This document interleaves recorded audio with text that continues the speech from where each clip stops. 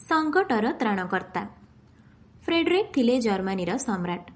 देशवासी सेमानंको उपरे धार्य होइथिबा कर ठिकणा भावरे देउथिले मध्य राजकोष शून्य हो जाउथाय।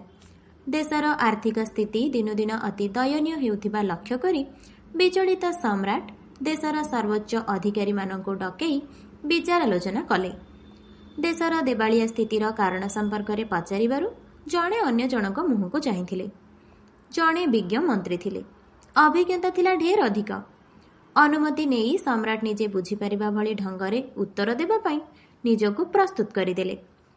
मेज उपरे पियालारे रखा जाइथिबा एक बरफ खंडको निकटरे थिबा जणे अधिकारी को देबा पई देइथिले निर्देश। संपृक्त अधिकारी ताहा धरिबा परे अन्य जनक निकटस्थ अधिकारी को एवं सर्वशेषरे यह सम्राट को देबा निमंते कहिथिले। हाथ को हाथ हेई बरफ खंड सम्राट को निकटरे पहुंचीबा बेलको मूल आकारर चारि भागरु भागिथिला। सम्राट यह पाइबा परे किछि बुझी न पारि मंत्री को यार कारण पचारिबारु विज्ञ मंत्री कहिथिले, मु आपणको आरंभरु एही प्रक्रिया लक्ष्य करिबाकू कहिथिली।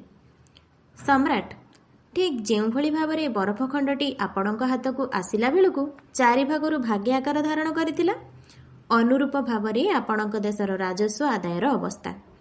जदिच नागरिक मानकठारु न्याज्य राजस्व आदाय करा जाउची, हेले एहा राजकोषको आसिला बेलको विभिन्न स्तर रे बाटमारणा ही चारि भागरु भाग्य मध्य रहुनी।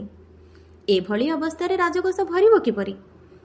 अप्रिय सत्य कहिबाकू गले राजस्व प्रजांकठारु संगृहीत हेई विभिन्न हाथ देई राजकोषको आसिबा भितरे बरफर अवस्था सदृश होउची। सम्राट एबे प्रौढ़ मंत्रीक कहिबार असल उद्देश्य बुझीपारिले। कड़ा आभिमुख्य पोषण करी हटई देइथिले राजस्व आत्मसात करुथुबा अधिकारी मानंकु।